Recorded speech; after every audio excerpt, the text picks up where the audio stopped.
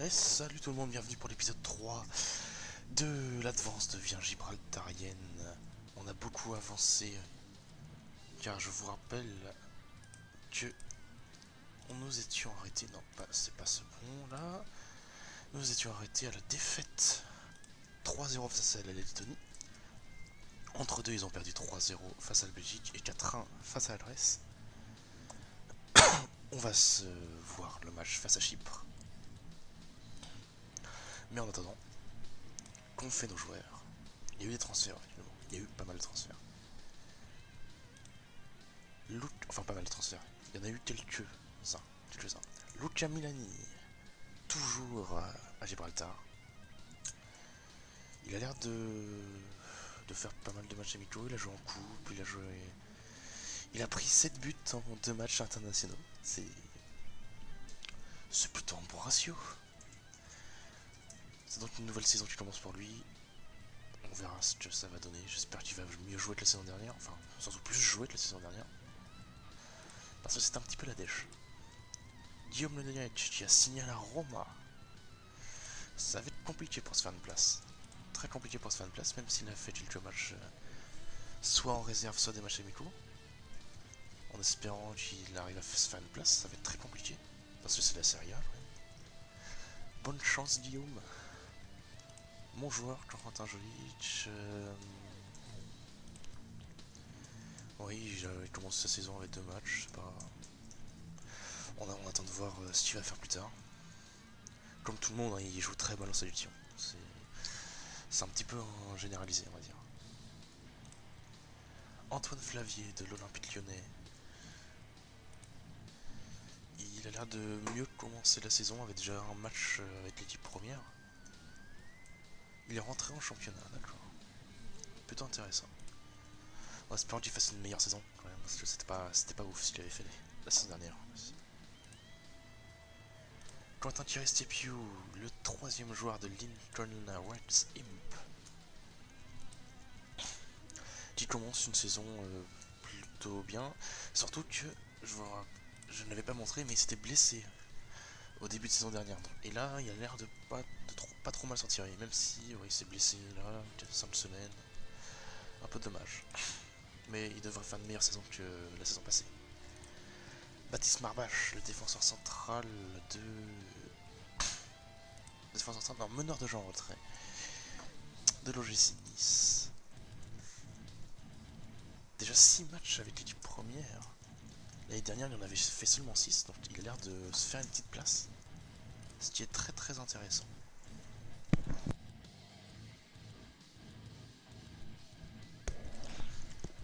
Excusez-moi, j'ai dû tousser un peu. J'ai préféré couper mon micro.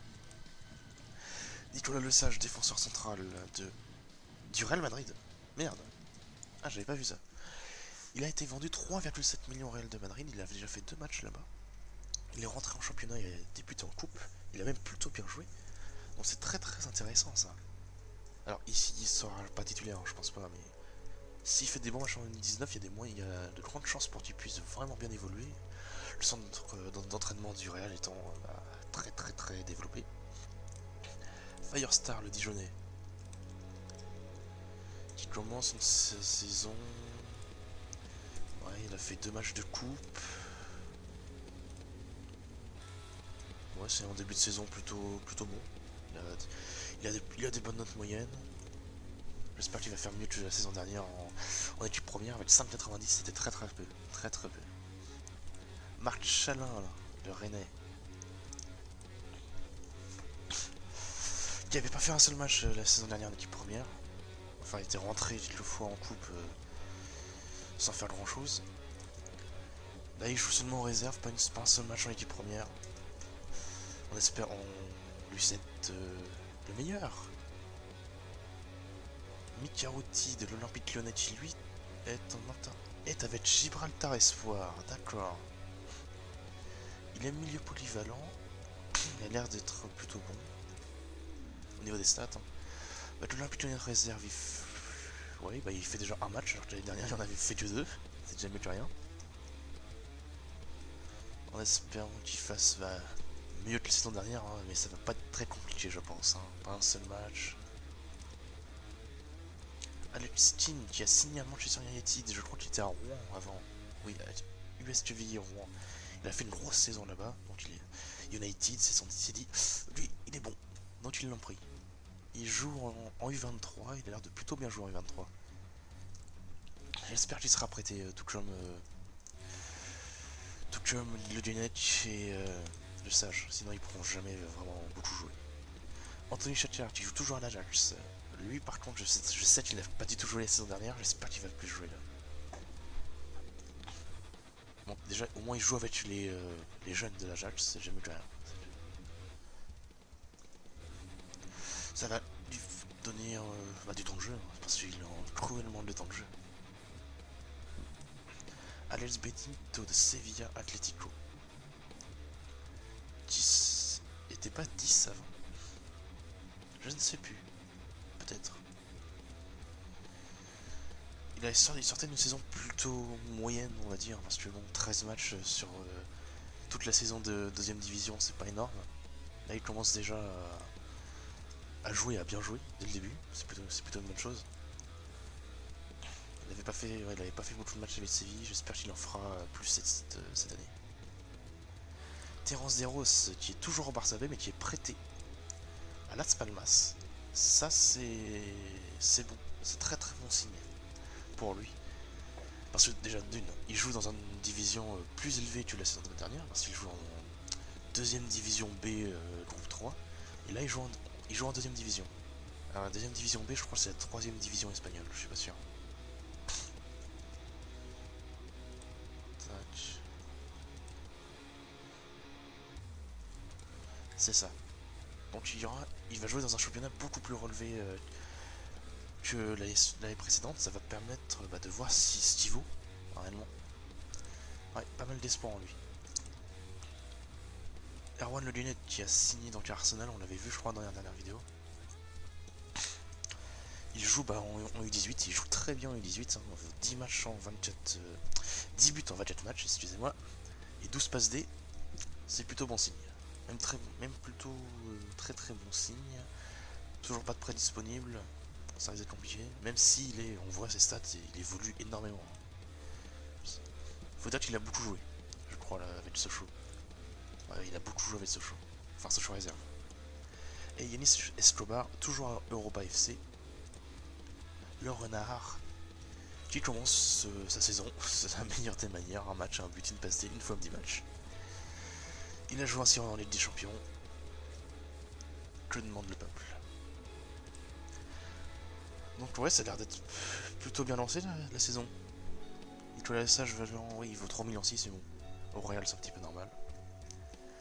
Je sens que ça peut être la bonne cette saison. Enfin, la bonne. Ça pourrait être mieux. J'espère.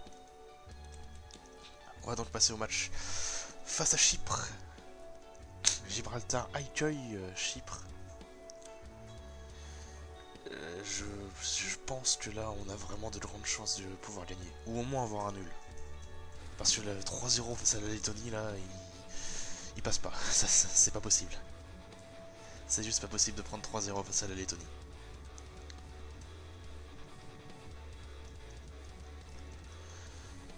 Voilà, donc il y aura quoi dans le match? Allez.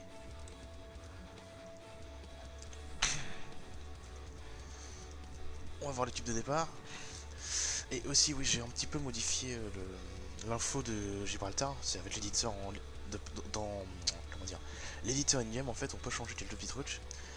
Et j'ai changé les notions tactiques. En gros, la Gibraltar, elle avait 20 en jeu bas. C'est-à-dire un jeu très très défensif. Et j'ai mis ça à 10 pour que le joueur puisse un peu plus s'exprimer. Sinon, on aurait joué en contre tout le temps et ça aurait été une horreur.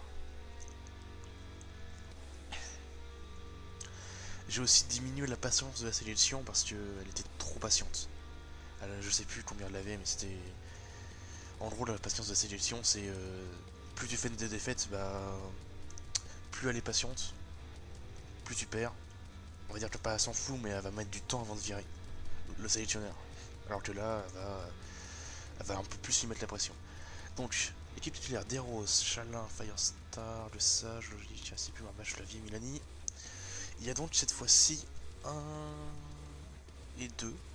deux joueurs qui ne sont pas notre génération, mais je crois qu'on est tous là. Hein.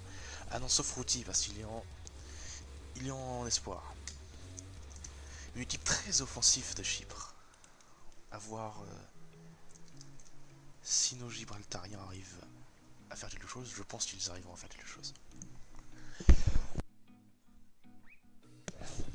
Encore toussé, désolé. Allez, allez. Récupération de Flavier. Non. Pas mini résumé. On a l'air de dominer un peu là, je crois. Enfin, c'est que 5 minutes, mais bon. Ouais. Ouais, ça calme encore. Va falloir que je trouve un truc. Joli. Ouf. Il s'est fait stopper net. Ouais, notre équipe joue vraiment très bas. On n'arrête pas une petite Deros. Le but contre son camp, putain. Merde. C'était le premier but de la sélection et c'est un but contre son camp. Fait chier. Et... Ouh, la barre transversale. On va juste mettre le ralenti des buts. La barre transversale, on dit Luca Milani, très chaud. Le corner... Ouh là là, c'était chaud. Attends, je vais peut-être baisser un peu la vitesse pendant les temps forts. Voilà. Là, c'était un petit peu trop rapide. Voilà, c'est ça. La tête des Roses. Très très bon pendant cette première mi-temps des Roses. Attends, parce que j'ai pas tellement compris ce qui s'est passé. Cette tête de des Roses sur le sage qui remet à des Roses et qui tire. D'accord. Plutôt bien joué. Plutôt très très bien joué. Ah, ça fait du bien de voir Gibraltar gagner. Yenari, c'était pas un joueur de Arsenal ça? Je crois. Attention, attention, oulala. Ouais, alors on arrive à marquer, mais défensivement ça reste quand même un peu instable. Hein. C'est pas très très serein. Avec Walker. Chalin. Deros la frappe. Oh là là là là là là. C'est lui le meilleur joueur. Mais oui. Oh là là là là, qu'est-ce que c'est cette frappe?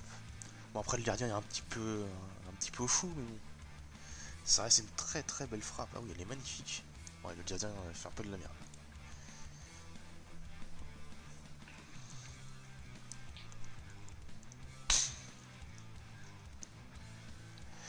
Allez, allez Deros. Ouais non, tu peux frapper pas d'ici, joli. Allez, on y va, la frappe. Oh, c'était de la merde ça. On tente pas des frappes comme ça quand on est défenseur, toi. Défenseur de gauche, mon petit. Ouais, ah oui, le sage est un peu tué là. Va falloir le remplacer. Et récupération, Joseph. Allez Jojo. Chalin le sage, Joseph. Joli. Il va pas tirer. Si, bah, il est con. T'as des roses. Mais lui. Putain.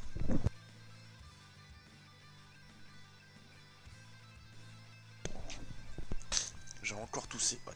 J'ai la gorge un petit peu sèche. Sèche, pardon. Walker, oui, une grosse domination de Gibraltar là. Très grosse domination. Avec Joli Lich. T'as pas intérêt à tirer. Mais qui est con? Mais qui est con, putain? Il veut vraiment mettre son top but lui, hein. Deros. Oh là là. Oh là là là là. Mais qui il est bon?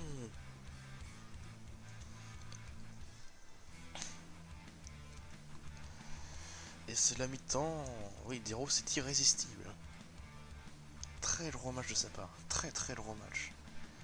Chalin. On peut décaler sur la droite. Je crois que c'est Flavier. Non, c'était Walker. Ah, attention, peut-être le jaune pour Flavier et le jaune pour Flavier. Là, on joue tous bien, à part Firestart, il y a 6-9, mais bon, ça reste une note très correcte. Et l'entrée de Guillaume Lunec à la place de Jolic.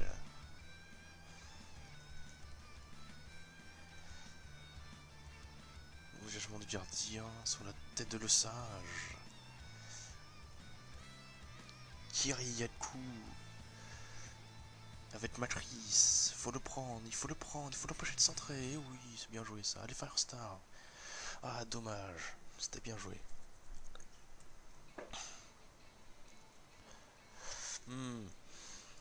Ouais, grosse domination, très grosse domination. Ouais. Et Jean-Carlos Garcia. Il est franco-espagnol en fait. Jean-Carlos, mon dieu.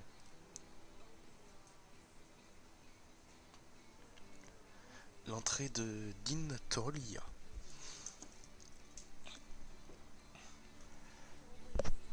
Ouais, ça a l'air. Bon, c'est sûrement la première victoire de Gibraltar dans cette série. Et quelle victoire 3-3. 3, oui, 3, oui, 3-0.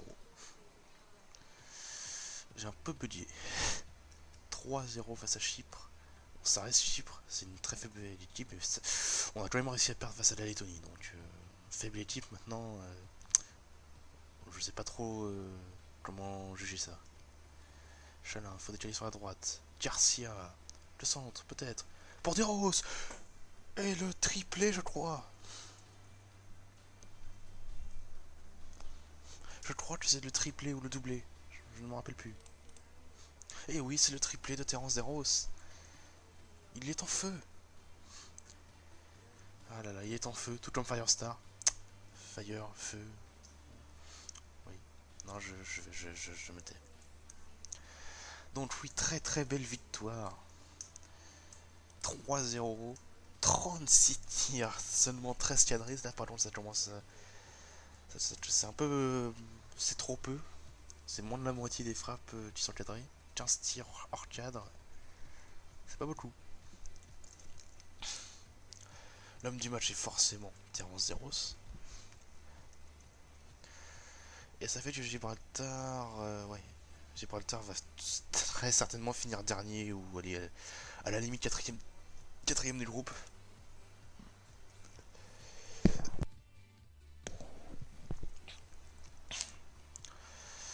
Et oui, j'étais là.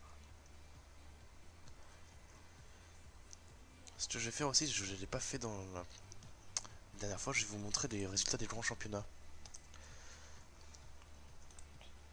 Donc en Angleterre, qui est champion? C'est Arsenal. Putain. Arsenal champion, United 2ème, Leicester 3ème. Qu'est-ce qu'on a d'autre important? On va montrer l'Allemagne. Avec la Bundesliga. Le tenant du titre est le Bayern. Ouais, encore une grosse domination de la part du Bayern. On s'en fout de la Belgique. Espagne. Je crois que c'est le Real, si mes souvenirs sont bons. Ah non, c'était l'Atlético. Pas beaucoup, hein, seulement 2 points. 2 points sur le deuxième, 3 points sur le troisième, c'est pas beaucoup. Mais bon, ils avaient la différence de but pour eux. En France, je dirais le PSG, hein, sans trop mouiller. Mais oui. Avec combien de points d'avance? Une dizaine? Oh putain de merde! 24 points d'avance. D'accord. Bon, bah on essaye ça l'année prochaine, hein. Merde. C'est 24 points d'avance. Qu'est-ce qu'il reste? Il reste l'Italie. Avec la Serie A, certainement la Juve. Oui, la Juve. Le Milan a 3 points de la 3ème place. Ouais, grosse domination de la Juve encore une fois. On va dire que c'est bon. Ah non, mais non, que je suis bête. La Ligue des Champions. Le temps du titre, c'est le Barça. Le Barça qui a gagné la Ligue des Champions.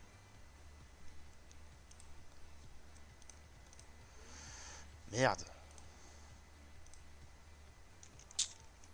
Arrêtez. Voilà le tableau de la Ligue des Champions. Il n'y a pas un seul club français. Ouais, il n'y a pas un seul club français. Eh bah c'est bien. C'est cool. Victoire du Barça face à la Juve. Donc, voici nos joueurs. Qui ont sortir un gros match. Et non, mon joueur est blessé. Combien de temps? 2 à 3 semaines. Compliqué tout ça. Donc le prochain match qu'on va vous montrer, ça sera peut-être... Ouais, Saint-Marin, ce sera le dernier match de l'année. Ouais, on va montrer Saint-Marin. Allez. Donc voilà, on se retrouve le 11 novembre 2017 pour le match face à Saint-Marin, le dernier match de l'année. Sur ce, je vous dis bonne journée et bisous.